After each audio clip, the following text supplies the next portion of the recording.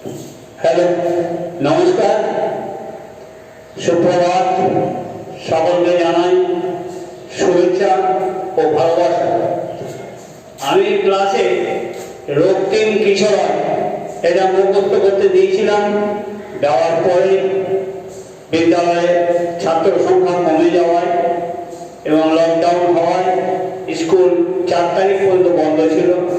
এরপরে 4 তারিখ থেকে সরকারি নির্দেশে 19 তারিখ পর্যন্ত সামার ভ্যাকেশন ঘোষণা করা হয়েছে। আগামী 20-5 স্কুল খোলার কথা আছে। মোটামুটি আপনাদের উদ্দেশ্যে জানাচ্ছি, ফার্স্ট টার্ম পরীক্ষার প্রশ্নপত্র চলে এসছে এবং সমস্ত প্রিন্ট হয়ে গিয়েছে। আমরা 20 তারিখ থেকে মে মাসের 20 তারিখ থেকে ফার্স্ট টার্মের প্রশ্ন অভিভাবকদের দিয়ে দেব। আপনারা অভিভাবকগণ বাড়িতে প্রশ্নপত্রগুলো এক্সারসাইজ খাতায় করাবেন।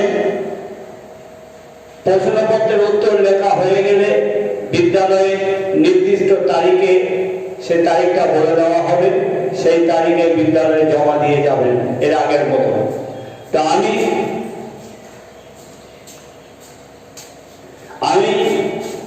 আজকে রক্তিম কিশোরে কয়েকটা প্রশ্ন লিখে দিয়েছি। 1 নম্বর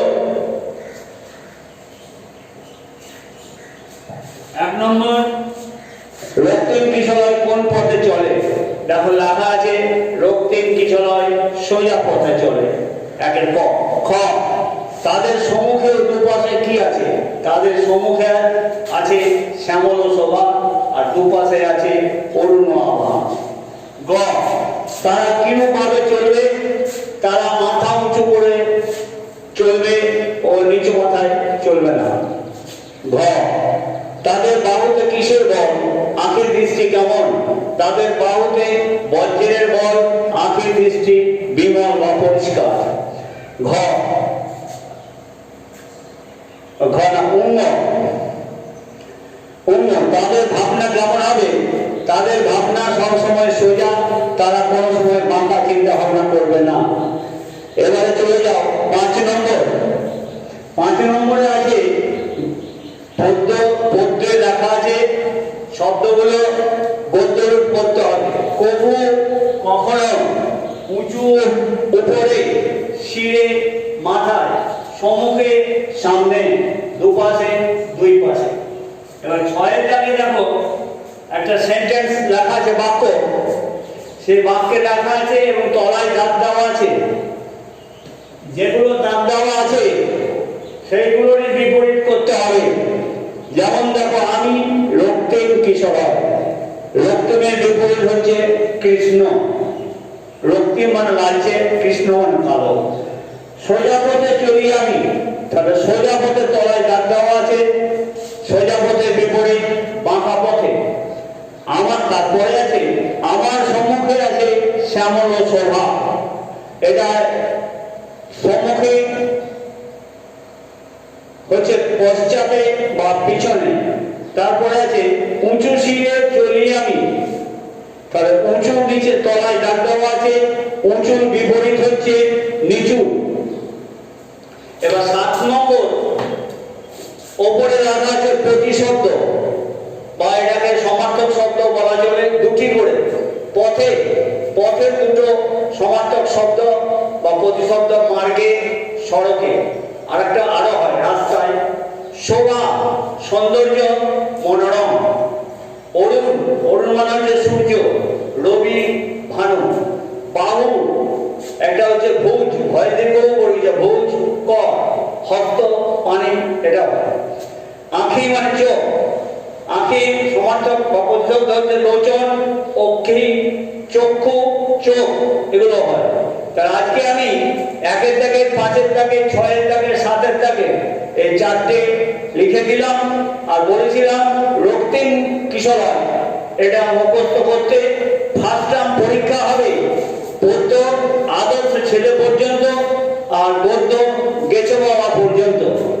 গেছো বাবা পর্যন্ত ফার্স্ট টার্ম একটা চ্যাপ্টার পড়াতে আছে, আর দ্বাদশ ছেলে পর্যন্ত সেকেন্ড টার্ম, তিনটে পদ্য পড়াতে আছে।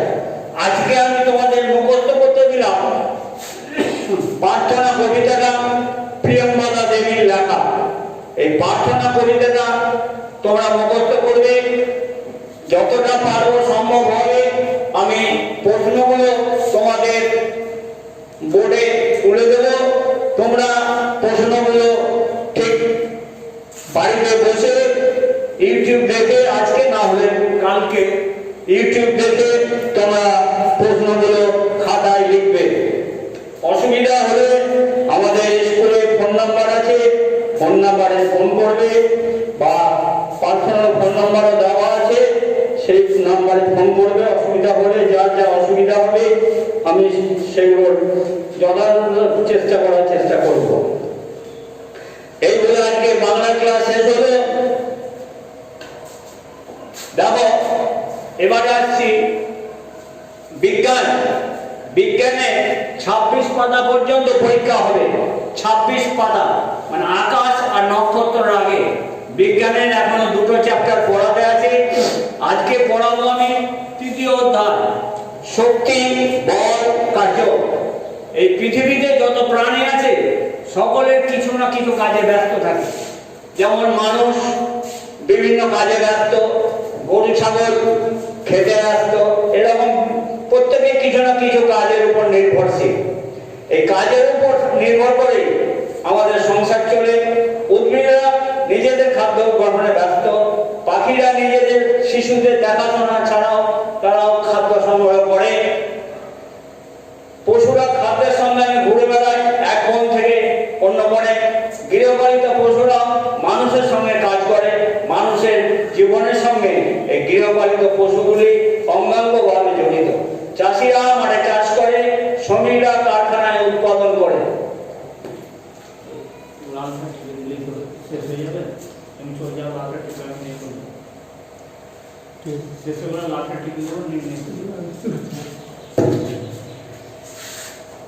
মুখে মজুরেরা মালপত্র বহন করে সংসার চালায়। কুমোর তারা মাটির মূর্তি করে, কামা লোহা পিটিয়ে বিভিন্ন ধরনের জিনিস তৈরি করে, ধোপারা কাপড় কাচে। কাজে প্রত্যেকে কিছু না কিছু কাজে ব্যস্ত।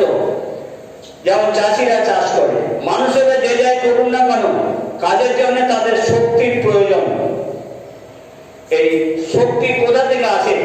এই যে আমরা কুয়োর থেকে জল তুলি, বাগান কুপিয়ে চারা গাছ লাগাই, কোনো ভারী জিনিস এক জায়গা থেকে অন্য জায়গায় টেনে বা বয়ে নিয়ে যায়।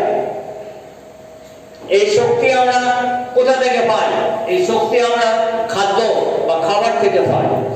শরীরের শক্তির সাহায্যে আমরা আমাদের বল প্রয়োগ করি।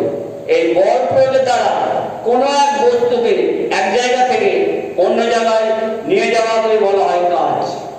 একটা বাক্স একটা ঘরের মধ্যে আছে, তাকে অন্য ঘরে নিয়ে যাওয়াটাই হলো একটা কাজ। অর্থাৎ কাজের জন্য আমাদের বল প্রয়োগ করতে হয়। মানুষ যে শুধু শারীরিক শক্তি প্রয়োগ করে সেটাই নয়, মানুষের কাজের জন্য বিভিন্ন ধরনের শক্তি প্রয়োগ করা হয়। ধরো গাড়ি চালাতে আমরা যেমন পেট্রোল ডিজেল ব্যবহার করি, এইভাবে বিভিন্ন ধরনের কাজের জন্য বিভিন্ন ধরনের শক্তি প্রয়োগ করা হয়। তাহলে গতিশক্তি, যখন তোমরা বল খেলো তখন বলের উপর পা দিয়ে লাথি মারো, এটাও একটা শক্তি। কাজে শক্তি থাকার জন্য বলের মধ্যে গতি সঞ্চার করে দেওয়া হয়, মানে বলটা দূরে চলে যায়। এই শক্তিকে বলা হয় গতিশক্তি। এই বায়ু শক্তিকেও গতিশক্তি বলা হয়। বায়ু যখন বাতাস যখন খুব জোরে হয় তখন তাকে আমরা বলি ঝড়। যেমন গতকাল রাত থেকে হয়ে গিয়েছে, ঝড়ে ঘর বাড়ি গাছপালা ভেঙে যায়। বায়ু শক্তির সাহায্যে আবার বায়ু কল চলে। দক্ষিণ 24 পরগনায় ফ্রেজারগঞ্জে বায়ু কল আছে। এইরকম নদীর বুকে যখন নৌকা চলে পাল তুলে, তখন বায়ু ধাক্কা লাগে, তখন নৌকা খুব তাড়াতাড়ি চলতে থাকে। একটি কাগজের চরকি তৈরি করে যেদিকে বাতাস বইছে সেদিকে যখন চরকিটা ধরবে দেখবে চরকিটা বনবন করে ঘুরছে। এই শক্তিকে বলা হয় বায়ু শক্তি। তাহলে আমরা দু রকমের শক্তি এখন পেলাম, একটা হলো গতি শক্তি, একটা হলো বায়ু শক্তি। এই বায়ু শক্তি সাহায্যে এই চরকিটা ঘোরে। পাহাড়ে যখন প্রচন্ড শক্তি যে জল নেমে আসে তখন জলের সামনে চাকা বা টারবাইন ঘুরে একটা বিদ্যুৎ তৈরি হয়, তাকে বলা হয় বিদ্যুৎ শক্তি। নানা রকম কাজের জন্য বিভিন্ন ধরনের তাপের প্রয়োজন, এটাকে বলা হয় তাপ শক্তি। তাহলে চারটে হলো গতিশক্তি, বায়ু শক্তি, বিদ্যুৎ শক্তি, তাপ শক্তি। উনানে কাঠ জ্বালিয়ে উনানের উপর হাঁড়িতে জল ঢেলে দিলে জল গরম হয়ে যায়, এইভাবে উনানে রান্না করা হয়। জ্বলন্ত কাঠ থেকে আমরা যে শক্তি পেলাম সেটাও হচ্ছে তাপ শক্তি। কয়লা, কেরোসিন, ডিজেল, গ্যাস এগুলো থেকেও আমরা যে শক্তি পাই সেটাও তাপ শক্তি। এই তাপ শক্তির প্রধান উৎস হচ্ছে সূর্য। কয়লা কয়েক লক্ষ বছর আগে উদ্ভিদ ছিল, মাটির তলে সেই উদ্ভিদ জমে জমে কয়লা হয়েছে, আমরা সেই কয়লাকে উনুনে জ্বালাই, সেটাও তাপ শক্তি। লোহা আগুনে জ্বালিয়ে বিভিন্ন ছুরি, কাঁচি, কোড়ল, লোহার যন্ত্র তৈরি করা হয়, সেগুলোও এই তাপ শক্তির সাহায্যে। এবার আসছে বাষ্প শক্তি। অনেক সময় তাপের সাহায্যে বাষ্প তৈরি করে আমরা সেই বাষ্পকে বিভিন্ন কাজে লাগাই। বাষ্পের মধ্যে যে তাপ শক্তি আছে তাকে বলা হয় বাষ্প শক্তি। এই বাষ্প শক্তিকে কাজে লাগিয়ে বিজ্ঞানী জেমস ওয়াট প্রথম বাষ্পীয় ইঞ্জিন তৈরি করেন। বিজ্ঞানী জর্জ স্টিভেনসন রেলগাড়ি চালানোর কাজে বায়ু শক্তি ব্যবহার করেন। তাপবিদ্যুৎ কেন্দ্রেও এমন বায়ু শক্তিকে কাজে লাগানো হয়। আরেকটা দেবো বৈদ্যুতিক শক্তি, যেটা আগে বললাম। আমরা এর আগে জানি জলের গতির সামনে টারবাইন ঘুরিয়ে জলবিদ্যুৎ তৈরি করা হয়। এই জলবিদ্যুৎ থেকে আলো জ্বলে, একে বৈদ্যুতিক শক্তি বলা হয়। বৈদ্যুতিক শক্তির জন্য আমাদের ঘরে ঘরে বাল্ব জ্বলছে, ফ্যান চলছে, টিভি চলছে। বিজ্ঞানিক টমস আলভা এডিসন এই বৈদ্যুতিক শক্তি বাতি আবিষ্কার করেন। এই বিদ্যুৎ শক্তির জন্য পাখা চলে, বিভিন্ন যন্ত্রপাতি চলে, ইলেকট্রিক ট্রেন চলে, টিভি চলে, রেফ্রিজারেটর, ওভেন, টেপ রেকর্ডার, সবকিছু এই বৈদ্যুতিক শক্তির সাহায্যে চলে। তাহলে আজকে আমি পড়ালাম গতিশক্তি, বাষ্প শক্তি, তাপ শক্তি আর বৈদ্যুতিক শক্তি, এই চারটে পড়ালাম। সামনের দিনে আবার জলশক্তিটা পড়াবো, যে প্রশ্নগুলো যতটা সম্ভব বলে দেবো। তোমরা মন দিয়ে অনলাইন ক্লাসগুলো দেখবে। যদি বাবা অ্যান্ড্রয়েড ফোন নিয়ে চলে যান কোথাও, তাহলে এটা মুছে যাবে না, তারপরের দিকে দেখবে। এই আনন্দমার্গ স্কুল ইউটিউবে গিয়ে আনন্দমার্গ স্কুল সার্চ করবে, তাহলে স্যারেদের ছবি দেখতে পাবে, ক্লাসগুলো দেখতে পাবে। সকলকে নমস্কার ও ধন্যবাদ জানিয়ে সকলে ভালো থেকো করোনার পরিস্থিতিতে, এই বলে আমি আমার বক্তব্য আজকের মতো ক্লাস শেষ করলাম। ধন্যবাদ। নমস্কার, মনোরয় আনন্দ স্কুল থেকে বলছি, বীরভূম। মনোরয় আনন্দ মার্গ। হ্যালো, নমস্কার, আমি মনোরয় আনন্দ মার্গ স্কুল থেকে বলছি, বীরভূম। আমরা অনলাইনে আবার কাজ শুরু করেছি। লকডাউনের জন্য স্কুল বন্ধ থাকার জন্য আমাদেরকে এভাবে চালাতে হবে।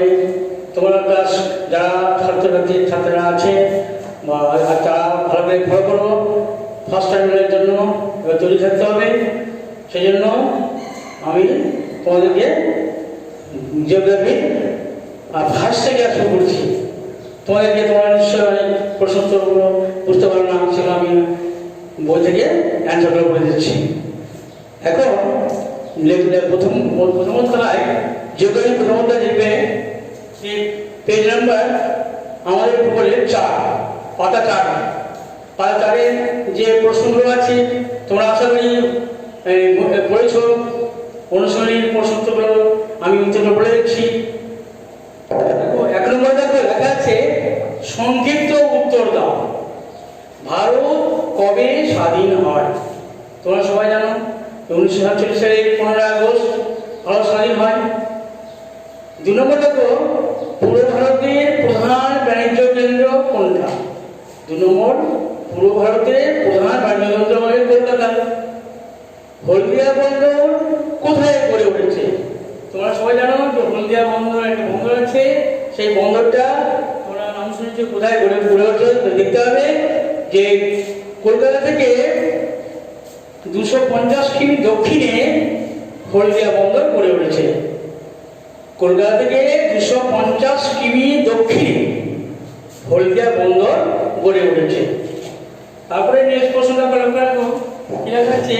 প্রশ্নটা আছে যে পশ্চিমবঙ্গের বিমানযান বন্দরের নামটা কি? পশ্চিমবঙ্গের বিমানযান বন্দর এখন জানো যে নেতাজি সুভাষচন্দ্র বসু আন্তর্জাতিক বিমানযান বন্দর, এটা মনে রাখবে সবসময়। আর তারপরে নেক্সট প্রশ্ন রাখো, লেখা আছে যে পশ্চিমবঙ্গের রাজধানীর নাম কি? এটা সবাই জানো, প্রশ্নের নাম কলকাতা। পশ্চিমবঙ্গের আয়তন কত? এখন পশ্চিমবঙ্গের আয়তন কত? 88,752 বর্গ কিলোমিটার। এটা মনে রাখবে, পশ্চিমবঙ্গের আয়তন হচ্ছে 88,752 বর্গ কিলোমিটার। ঠিক আছে, এবার তারপর নেক্সট প্রশ্ন লেখা আছে কি আছে? এই 1 নম্বরে সংগীত উত্তর করে দেওয়া হয়ে গেছে, এগুলো সবাই। এবার 2 নম্বর দেখো শূন্যস্থান পূরণ করে লেখা আছে দেশ ছিল ইংরেজ আমলে সমগ্র ভারতের রাজধানী। তাহলে কি বলবে? এটা কলকাতা। পশ্চিমবঙ্গের পূর্ব দিকে পরিচিত দেশ হচ্ছে এই বাংলাদেশ। তারপরে হিমালয় পর্বত পশ্চিমবঙ্গের উত্তরে অবস্থিত। তারপরে ভালো দেখো, হ্যাঁ, কলকাতার কাছে দমদমে বিমানযান বন্দর আছে। পূর্ব ভারতের প্রবেশদ্বার হচ্ছে কলকাতা। তাহলে এই যে প্রশ্নগুলো উত্তর করে জানলে, এগুলো খাতার মধ্যে তোমরা অ্যান্সারগুলো তৈরি করে রাখবে। আবার 3 নম্বরে দেখো ঠিক শব্দটা পেয়েছে বসাও। কলকাতা থেকে কত কিলোমিটার আছে? 250। পশ্চিমবঙ্গের অধিবাসী বাঙালি, হুগলি নদীতে কলকাতা বন্দর, পশ্চিমবঙ্গের আয়তন 8752 কিলোমিটার। তারপরে আমরা পশ্চিমবঙ্গের আদিবাসী, এগুলো সবাই প্রত্যেকের শূন্যস্থানগুলো ঠিক উত্তর পেয়েছে লিখে, বুঝেছ? তাহলে আমাদের 4 নম্বর দেখো, ঠিক আছে, পেশার জন্য আমাদের কি জিনিসের দরকার? খাদ্য, থাকার জায়গা, হ্যাঁ, এইগুলো বাসস্থান, এগুলো মনে রাখবে। এই প্রথমে তোমরা সমস্ত মনে রাখবে যে খাদ্য, বাসস্থান এবং পোশাকের আগে দরকার। কি বললাম? মানুষের বেঁচে থাকার জন্য খাদ্য, বাসস্থান ও পোশাকের আগে দরকার, এটা মনে হচ্ছে। তারপরে দেখো নিচে লেখা আছে হলদিয়া বন্দর কেন গড়ে উঠেছে? হলদিয়া বন্দর কেন গড়ে উঠেছে এটা বলবে যে হুগলি নদীর পলি পড়ে মজে যাওয়ার ফলে কলকাতা বন্দরে আসতে পারে না, এই জন্যই হলদিয়া বন্দর গড়ে উঠেছে। বুঝতে পারছো? তবে আবার তারপর লেখা আছে কি লেখা মনে রাখবো, এখানে কি লেখা আছে? আমরা বাঙালি বলে, আমাদের বাঙালি বলে কেন? আমাদের মাতৃভাষা বাংলা, তাই তো? তা আমাদের বাঙালি আমরা বলি, আমাদের আমরা অধিকাংশ বাঙালি। এবার তোকে লেখা আছে কি? প্রথমে লেখা আছে, এটা প্রশ্ন হয়ে গেছে, পশ্চিমবঙ্গের সঙ্গে অন্য রাজ্য ও দেশের যোগাযোগ কিভাবে হয়? পশ্চিমবঙ্গের সঙ্গে অন্য রাজ্য ও দেশের যোগাযোগ কিভাবে হয়? এটা প্রশ্নটা দিবে লাস্টে, পেজ নম্বর হচ্ছে 3। হ্যাঁ, লাস্টের প্রশ্নের উত্তরটা দেওয়া আছে যে পশ্চিমবঙ্গের সঙ্গে সড়ক পথে, রেল পথে, জলপথে ও বিমান পথে অন্য রাজ্য ও দেশে যোগাযোগ হয়। এটা তোমার প্রশ্নটা প্রথম অধ্যায় হয়ে গেল। এবার দ্বিতীয় অধ্যায় প্রশ্নটা বলেছি, তাহলে মোটামুটি আজকে প্রথম ও দ্বিতীয় হয়ে যাবে। এটা দেখো দেখো পেজ নম্বর 9, পেজ নম্বর 9, দ্বিতীয় অধ্যায় কেমন লাগবে? এটা দ্বিতীয় অধ্যায় কৃষির কথা, দ্বিতীয় ভাগ কৃষির কথা।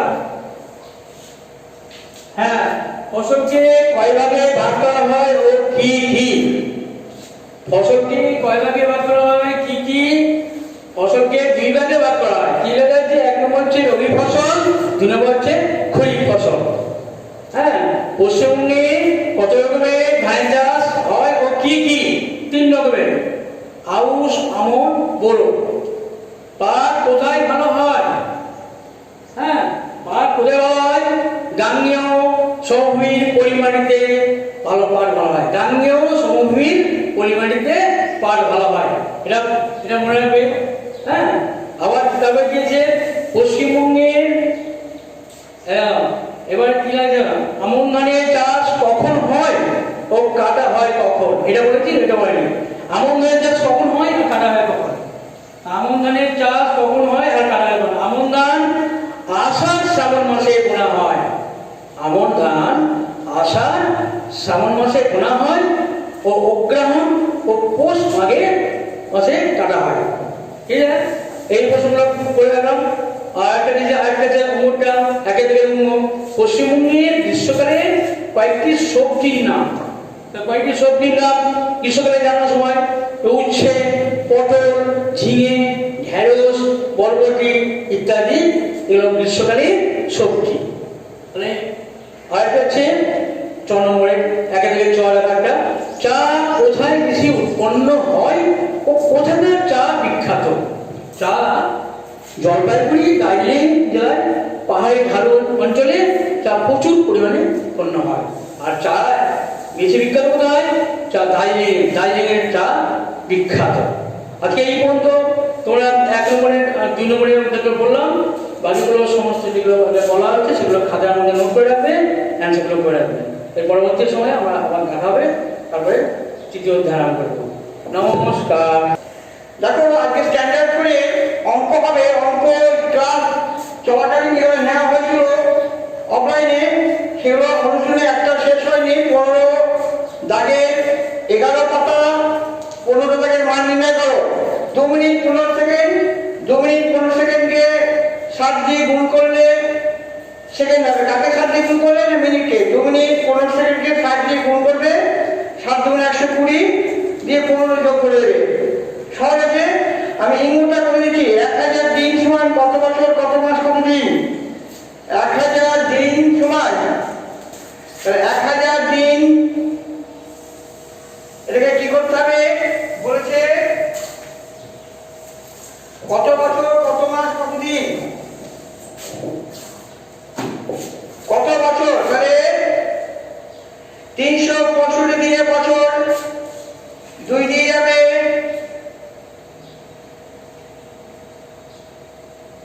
এটা হলো বছর।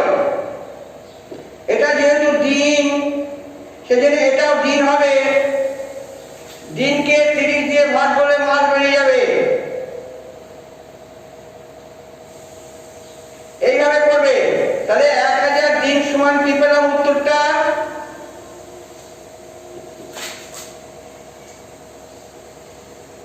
2 বছর 9 মাস। এটা বছর, এটা মাস হয়ে গেল। এভাবে করবে।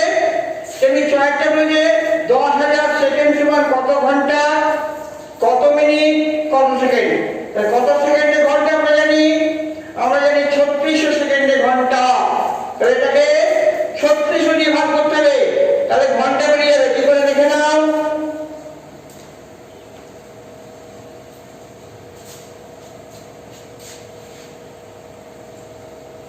দুই দিয়ে যাবে।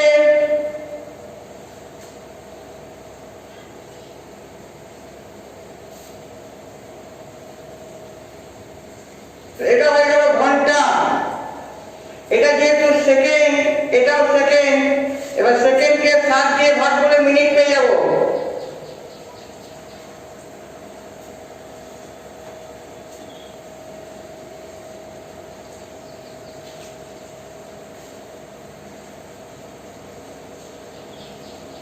এটা হয়ে গেল মিনিট, এটা হয়ে গেল সেকেন্ড।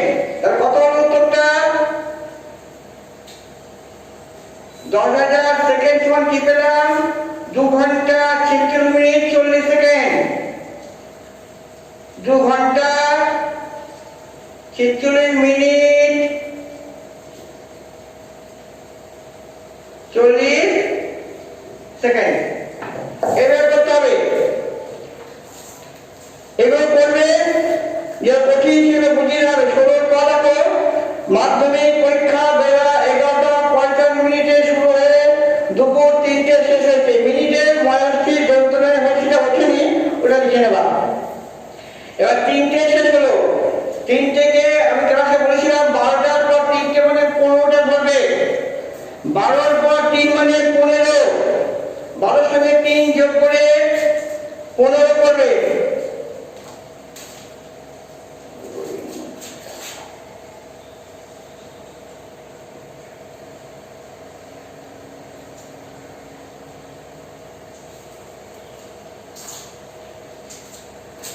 এবার 12-র সঙ্গে 3 যোগ করলে 15টা, এবং কটা শেষ শুরু হয়েছিল? 11:45। এখানে কিন্তু সাধারণ বেল নয়, যে 10 ধরা হবে না, এখানে 60 ধরতে হবে। 60 থেকে 45 বিয়োগ হবে 15। 60 ধরলে হাতের কাজ থাকে, 5 থেকে একবার, হাতের একবার 3, তাহলে 3 ঘন্টা 15 মিনিট ধরে পরীক্ষা চলেছিল। তাহলে পরীক্ষা চলেছিল কতক্ষণ?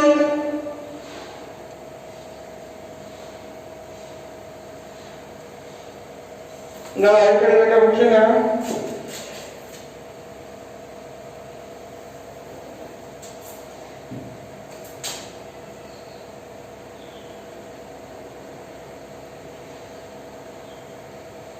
পরীক্ষা চলেছিল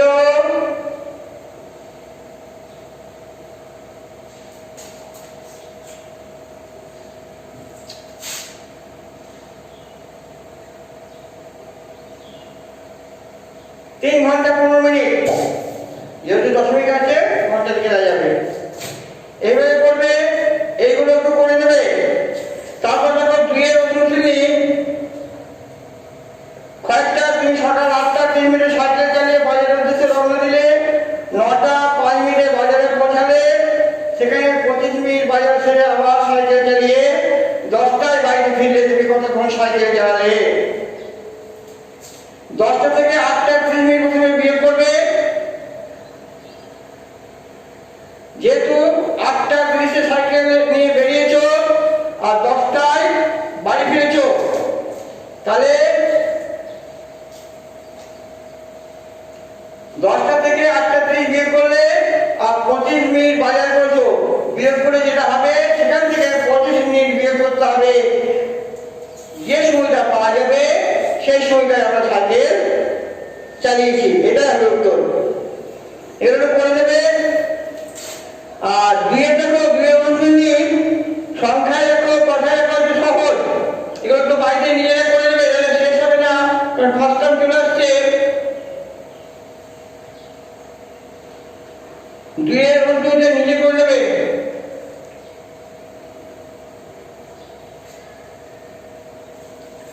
কয়েকটা করে দেবো। কয়েকটা, তোমার দিদি 4 ডিসেম্বর 1989 সালে জন্মগ্রহণ করেছিলেন।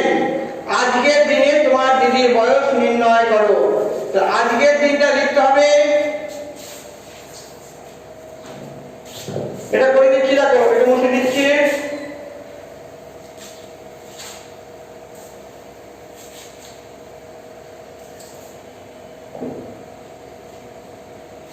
আজকের দিনটা কত?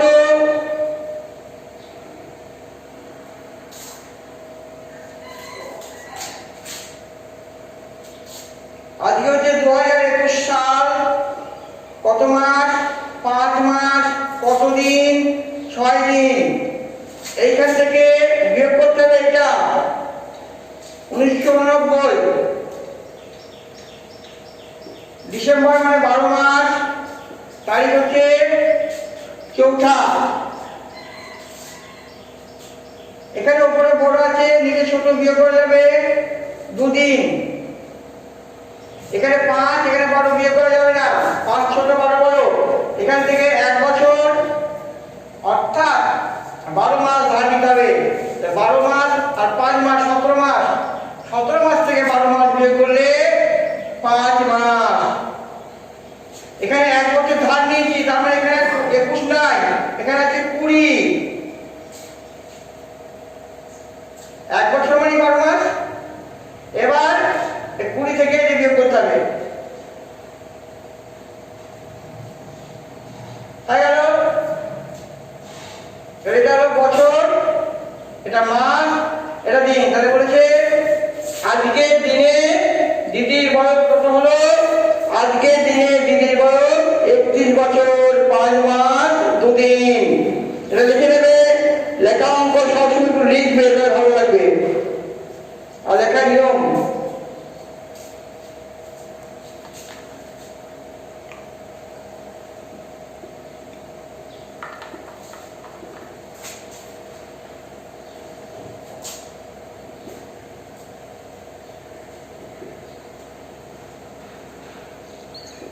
এগুলো একটু কঠিন আছে, এগুলো একটু করে নেবে, এইভাবে করতে হবে। অত অঙ্ক তো করানো সম্ভব হবে না, সময় কম। সেদিনের বাড়িতে করে এবার ডিএডটা করে নেবে। এরপর দিয়ে আমি তিনেরটা বুঝিয়ে দেবো, তিনের অনুসারে বুঝিয়ে দেবো। দুয়েরটা কথায় রেখো, সংখ্যায় রেখো, এগুলো সহজ পারবে। তিনেরটা একটু বুঝিয়ে দেবার আছে, এরপরের দিন ক্লাস যখন দেবো তখন 3 অনুসারে বুঝিয়ে দেওয়া হবে। নমস্কার, অনলাইনে ক্লাসগুলো ভালো করে লক্ষ্য করো।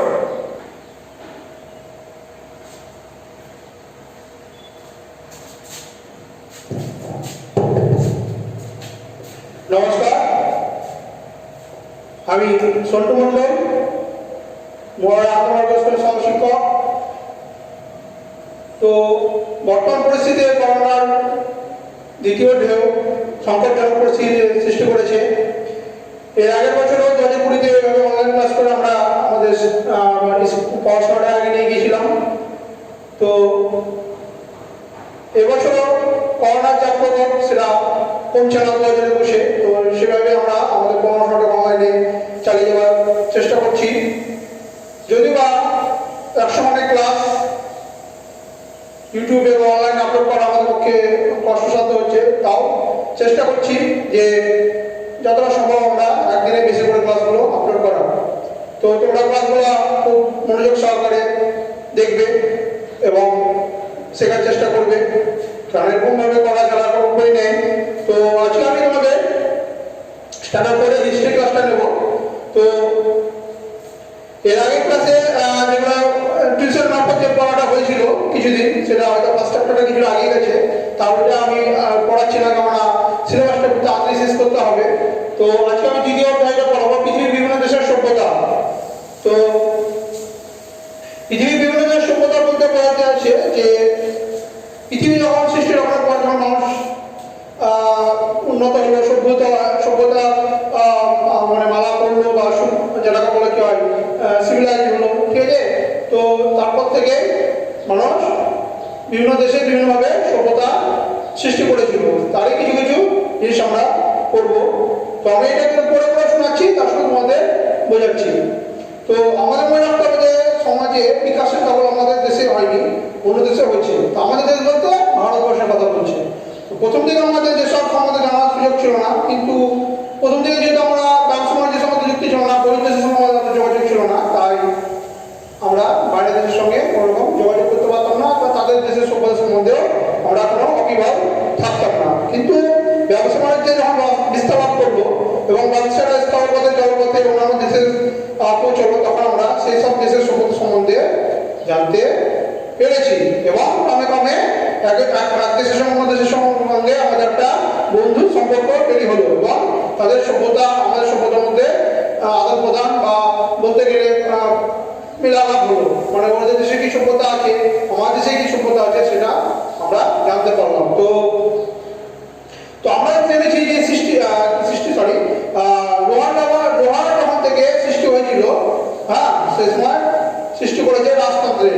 রাজা নিজের ক্ষমতা অটল রাখতে সৈন্যদল তৈরি করেছেন ও তাদের হাতে লোহার অস্ত্র তুলে দিয়েছিলেন। অর্থাৎ যখন রাজতন্ত্র তৈরি হলো, তখন হাতে হাতে তার যুদ্ধ হবে না। যুদ্ধ কিসে হবে? যুদ্ধ হবে অস্ত্র দ্বারা। লোহার অস্ত্র যখন আবিষ্কার হলো, তখন রাজা কি করলো? সৈন্যদের হাতে লোহার অস্ত্র তুলে দিল এবং এইসব হাতিয়ার নিয়ে রাজার সৈন্যরা এখন অন্য দেশের সঙ্গে যুদ্ধ বিগ্রহ করতে লাগলো। এক দেশ পরাজিত হলো, এক দেশ বিজিত হলো এবং অনেক প্রাণ সংশয়, অনেক প্রাণহানি, অনেক রক্ত সংগ্রাম হলো, ঠিক আছে, রক্তক্ষয় হলো। তো এইসব কথা, এইসব কথা হচ্ছে আজ থেকে 3000 বছর আগের কথা। তো এইভাবে পৃথিবীর বিভিন্ন দেশে নতুন নতুন সভ্যতা সৃষ্টি হয়েছে, তার মধ্যে আমরা কিছু কিছু সভ্যতা সম্বন্ধে জানবো। তো আজকে আমি আলোচনা করবো কৃষির সভ্যতা নিয়ে। তো ভারতবর্ষের উত্তর পশ্চিম প্রান্তে ছিল এশিয়া মাইনর ভারতবর্ষে উত্তরপশ্চিম ছিল এশিয়া মাইনর। এখানে এক জাতি পশুপালক মানুষ বাস করতো। পশুদের পর্যাপ্ত ঘাসের খোঁজে এরা এশিয়া মাইনর। অর্থাৎ মানুষ প্রথম যখন সৃষ্টি হলো, মানুষ ছিল গুহাবাসী, মানুষ আস্তে আস্তে সভ্যতার সঙ্গে উন্নতির হতে লাগলো তাদের মধ্যে, ঠিক আছে, মানুষ তার মধ্যে ডেভেলপ করলো। তো আস্তে আস্তে প্রথম যে কাজটা করেছিল সেটা হচ্ছিল মানুষ নিজের বাঁচার তাগিদে বা নিজের খাবারের তাগিদে, খাবার ছাড়া তো মানুষ বাঁচবে না, তো খাবার তাগিদে মানুষ প্রথমে কি করেছিল, পশুপালন করতে শিখেছিল। তো পশুদের পর্যাপ্ত পশুর পালন করতে গেলে পশুরা ঘাস খাবে, তাই তো, ওদেরও তো নিজের খাবার লাগবে। তো ঘাস এক জায়গায় বেশি দিন থাকতো না, পশুরা খেয়ে নিত। তো যখন এক জায়গায় ঘাস শেষ হয়ে যেত তখন অন্য জায়গায় তারা যেত, মানুষরা, তাছাড়াও পশুরাও যেত, ঠিক আছে। তো এক জায়গা থেকে অন্য জায়গায় প্রথমে গিয়েছিল এশিয়া মাইনর, গ্রিসের কথা বলা হচ্ছে। এশিয়া মাইনর ছেড়ে তারা বিভিন্ন জায়গায় ছড়িয়ে পড়লো। এদের এক দল গেল দক্ষিণে, এক দল গেল দক্ষিণ পূর্বে, আর এক দল গেল পশ্চিমে। পশ্চিম থেকে যারা গিয়েছিল তাদের এক দল গিয়ে পৌঁছলো ইউরোপে, গ্রিসে। তাহলে গ্রিস যারা সৃষ্টি হয়েছে সেটা প্রথমে সেখানে তো জনসংখ্যা সমাগম ছিল না, লোক ছিল না, এভাবে লোক বিভিন্নভাবে ছড়িয়ে ছিটিয়ে গিয়ে পশ্চিমে যারা গিয়েছিল তাদের এক দল গিয়ে পৌঁছলো ইউরোপের গ্রিসে, ঠিক আছে।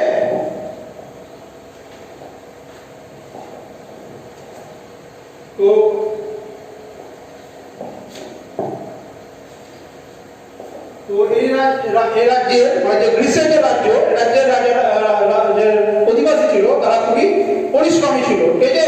তারা জীবনে সুখ কি সেটা জানতো না, তারা সহজ সরল আনন্দ জীবনযাপন করতো।